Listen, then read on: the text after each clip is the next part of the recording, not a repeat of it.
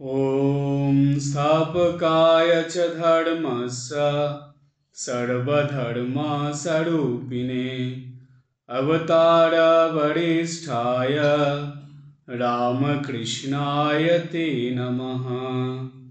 ॐ तव कथामृतं तप्तजीवनं कविभिरीडितं कल्मषापहं श्रवणमङ्गलं श्रीमदाततं भुवि गीनन्ति ये भूरिदा जनाः। শ্রী শ্রী রামকৃষ্ণ কথামৃত শ্রীম কথিত। ঠাকুর শ্রী রামকৃষ্ণ দেবের বলা বিভিন্ন গল্প উপমা নিয়ে আমাদের এই আলোচনা। আজ এই আলোচনায় ঠাকুরের বলা এরকম একটি উপমা নিয়ে আলোচনা করা হবে। যে প্রসঙ্গে ঠাকুর এটা বলেছিলেন, এই উপমাটি দিয়েছিলেন, সেই প্রসঙ্গটা আগে আমরা কথামৃত থেকে পড়ে নেব, তারপর সেটার আলোচনার মধ্যে আসব। 1884 সালের 19শে সেপ্টেম্বর ঠাকুর শ্রী রামকৃষ্ণদেব দক্ষিণেশ্বরে ভক্তদের সঙ্গে আছেন। সেখানে হাজরা মশাইও আছেন, হাজরা মশাই এসেছেন। আমরা এই কথামৃত থেকে হাজরা মশাইয়ের কথা একটুখানি জেনে নেব। মাস্টারমশাই এখানে লিখেছেন, সেটা পড়ার পরে তারপরে আমরা মূল প্রসঙ্গে যাব। কারণ শ্রী রামকৃষ্ণ অবতারে হাজরার কথা না বললে বা ঠাকুরের লীলায় হাজরা মশাইয়ের কথা একটু আলোচনা না করলে বা হাজরা মশাইয়ের কথা না জানলে ঠিক যেন শ্রীরামকৃষ্ণ লীলা পুষ্ট হয় না। ঠাকুর বলছেন, ঠাকুরের নিজেরই কথা, যে কুটিলা জুটিলা না হলে লীলা পোষ্টাই হয় না। ঠিক তেমনি হাজরা মশাই না থাকলে রামকৃষ্ণ লীলা ঠিক পোষ্টাই হতো না।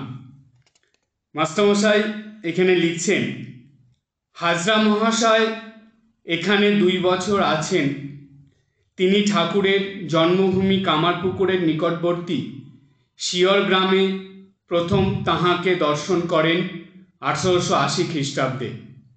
এই গ্রামে ঠাকুরের ভাগিনেয় পিস্তুত ভগিনী হেমাঙ্গিনী দেবীর পুত্র শ্রীযুক্ত হৃদয় মুখোপাধ্যায়ের বাস।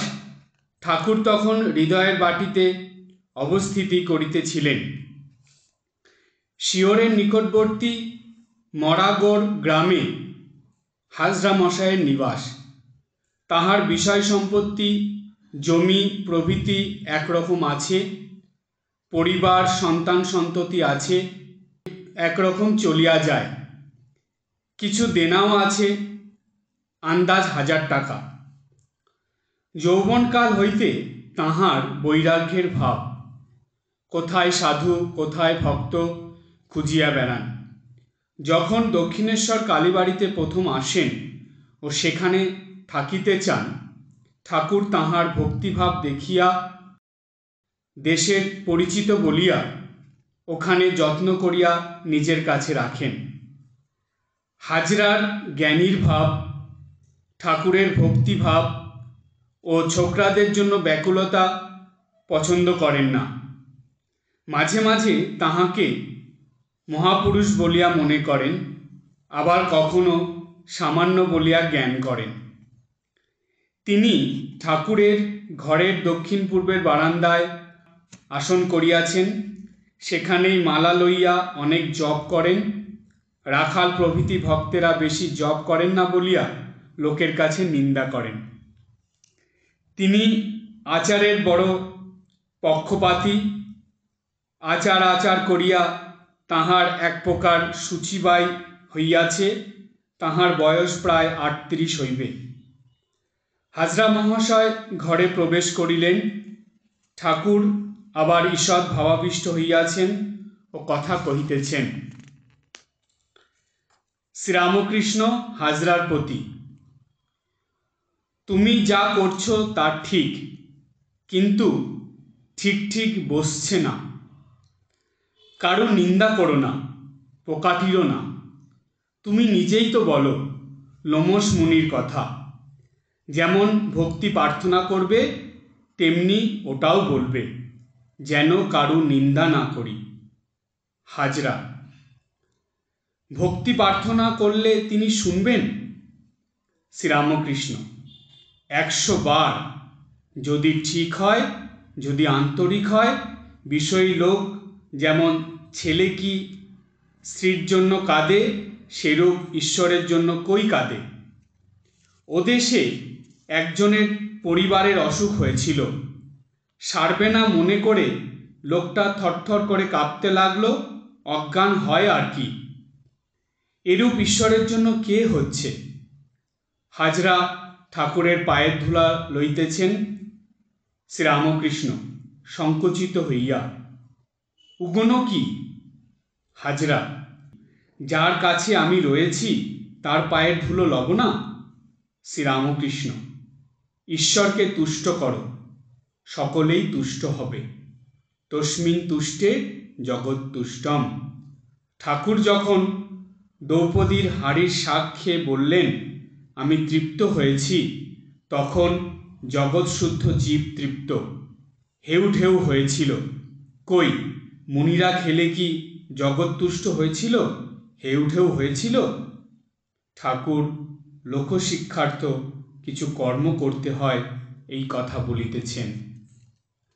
এই যতটুকু অংশ কথামৃত থেকে পড়া হলো, এর মধ্যে আমরা হাজরা মশাইয়ের জীবনের সংক্ষিপ্ত জীবনের পরিচয় পেলাম। মাস্টারমশাই অল্প কথার মধ্যে দিয়ে খুব সুন্দরভাবে হাজরা মশাইয়ের কথা বা জীবনের কথা তুলে ধরেছেন। তারপরে ঠাকুর নিজের ঘরে বসে আছেন, হাজরা মশাই এসেছেন, এসে ঠাকুরের কাছে বসেছেন। তখন ঠাকুর হাজরা মশাইকে বলছেন, শ্রীরামকৃষ্ণ হাজরার প্রতি, তুমি যা করছো তা ঠিক, কিন্তু ঠিক ঠিক বসছে না। এই কথাটা কি? ঠিক ঠিক বসছে না মানে, দেখবেন যখন দই বসানো হয়, দই পাতা হয়, তখন যদি ঠিকভাবে দুধটাকে দইয়ের জন্য রেডি করে বসিয়ে দেওয়ার পরে যদি সেটা নাড়াচাড়া হয় বা সেটার মধ্যে ধাক্কা লাগে, ঝাঁকুনি লাগে, তাহলে কিন্তু দইটা ভালোভাবে বসে না, সেই দুধ থেকে দই ভালোভাবে হয় না। দুধটাকে দইয়ের জন্য তৈরি করে সেটাকে একবার বসিয়ে দিলে আর ওটাকে নাড়াচাড়া করা যাবে না, নাড়াচাড়া করলেই আর দই ভালোভাবে বসবে না। ঠাকুর সেই কথাটার ইঙ্গিত এইখানে দিলেন। কি বললেন ঠাকুর? তুমি যা করছো তা ঠিক, তুমি ঠিকই করছো, কিন্তু ঠিক ঠিক বসছে না। মানে ঠিক করছো কিন্তু তার মধ্যেও কিছু এদিক ওদিক আছে, তুমি নাড়াচাড়া করছো, যার জন্য তোমার ভিতরে ভাব, ভক্তি, ভালোবাসা, ঈশ্বরের প্রতি বিশ্বাস, তোমার সাধনা, এগুলো ঠিকঠাক হচ্ছে না, মনের ভিতরে এগুলো ঠিকভাবে জমছে না। কারণটা ঠাকুর পরে বললেন। কি বললেন ঠাকুর? কারো নিন্দা করো না, পোকাটিরও না। তার মানে এই হাজরার অপরের নিন্দা করার স্বভাব ছিল।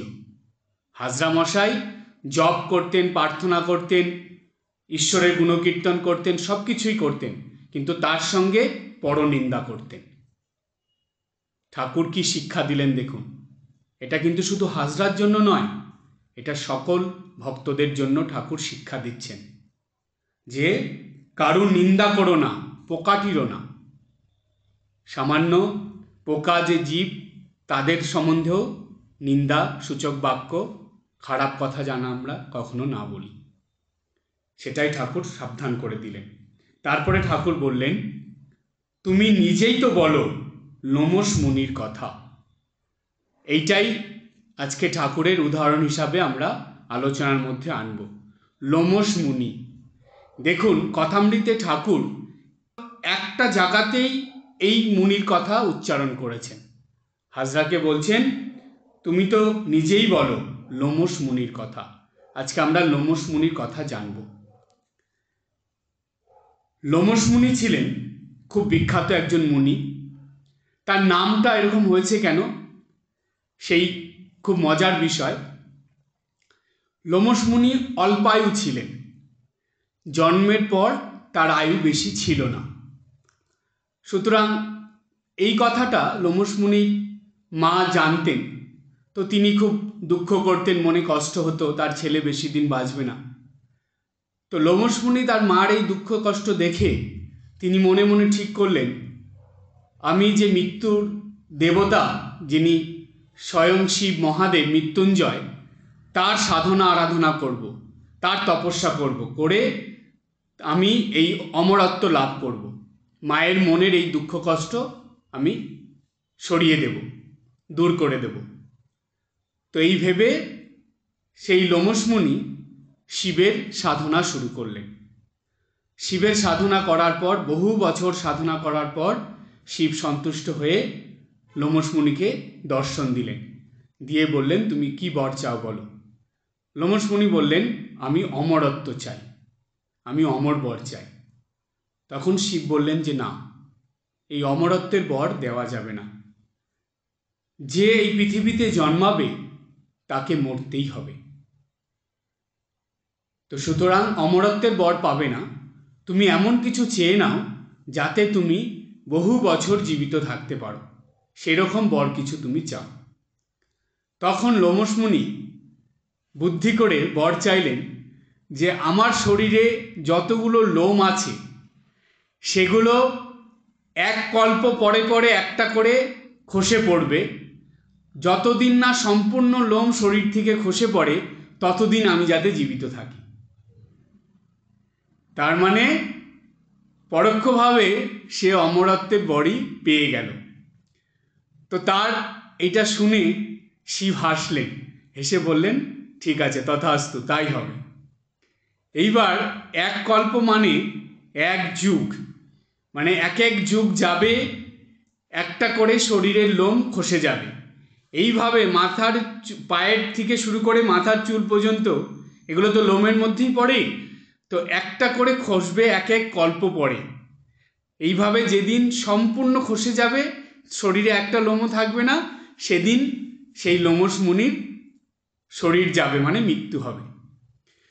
তো লোমশ মুনির কি হলো, এই যে এইরকম বর চেয়েছিলেন, তার শরীরের মাথার চুল থেকে আরম্ভ করে শরীরের যে লোমগুলো সবই এমনই অবস্থা হয়েছিল, মানে লোমে সারা শরীর ঢেকেছিল। তো তার এই রকম অবস্থার জন্য তার নাম হয়েছে লোমশ মুনি।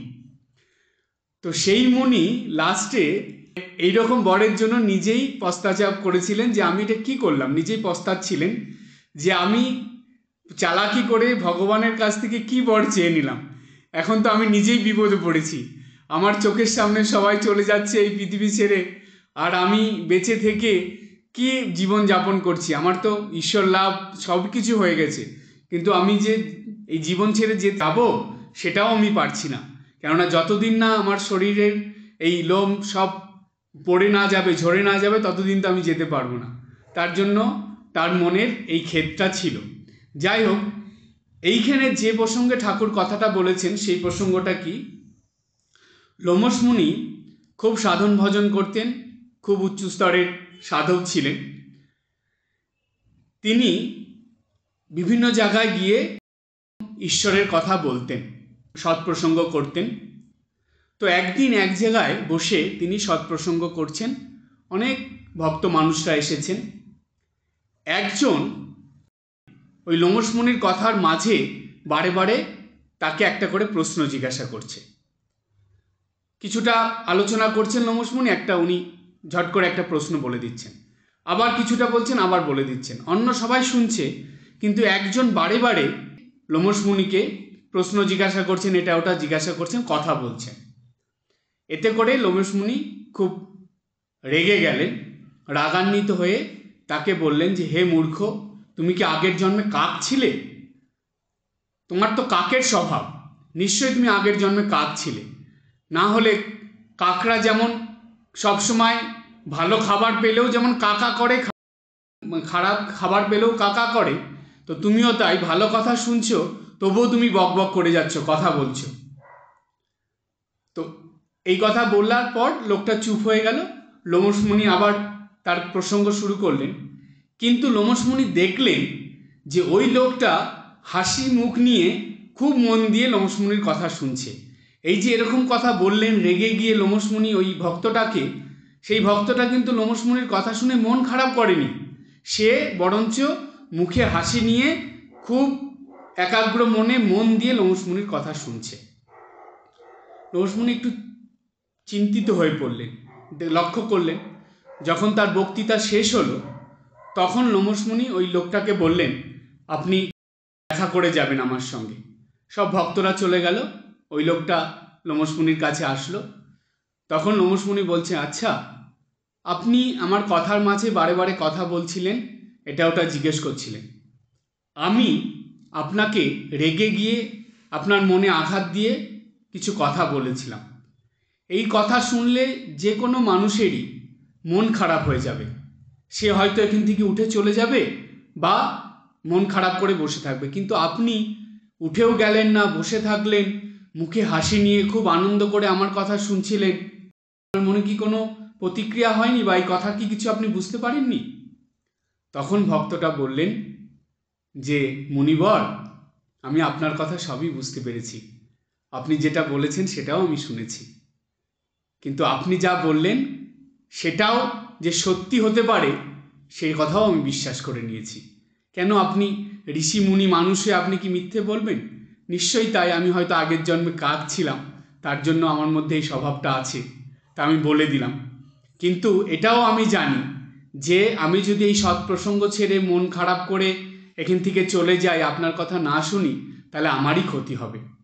তাই আমি সৎপ্রসঙ্গ ছেড়ে বা এই মুনিবাক্য ঋষিবাক্য ছেড়ে আমি যাওয়ার জন্য চিন্তাও করিনি। আমি এটাই ভেবেছি যে আপনি যা বলেছেন সেটা আমার ভালোর জন্য বলেছেন, এইটা ভেবে আমি সেটা মেনে নিয়ে আপনার কথা শুনেছি।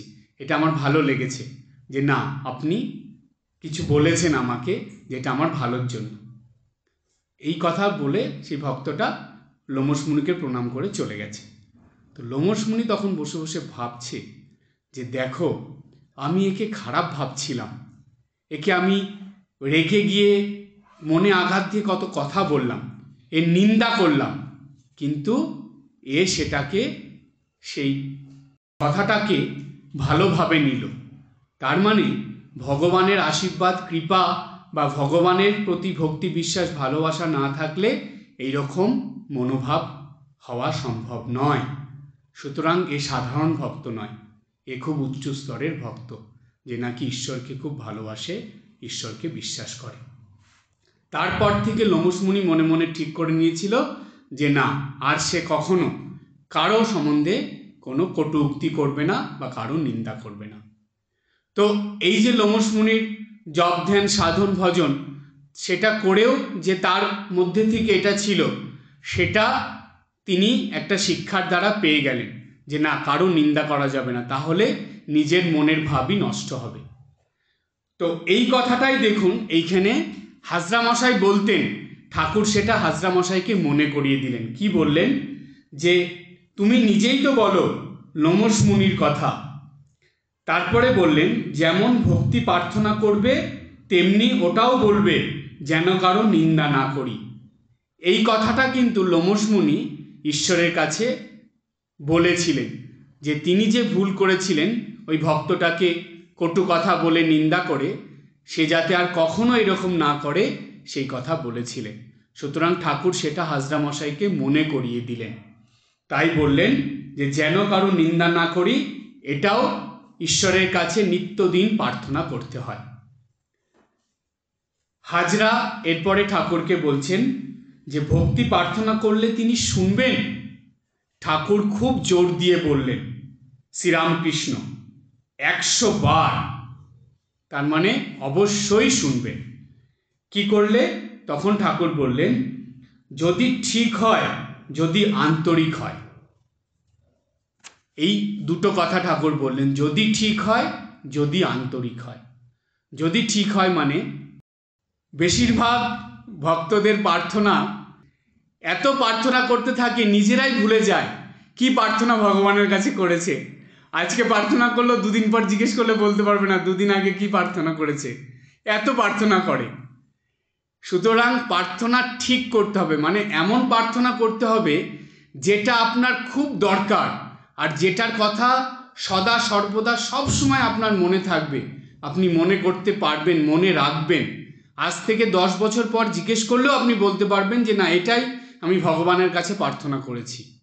সেই রকম প্রার্থনা যদি ঠিক হয়। তারপরে ঠাকুর বললেন যদি আন্তরিক হয়। এই আন্তরিকতাটা বড় অভাব। প্রার্থনার মধ্যে আন্তরিকতা কি জানেন? আমি একজন মহারাজের কাছে শুনেছি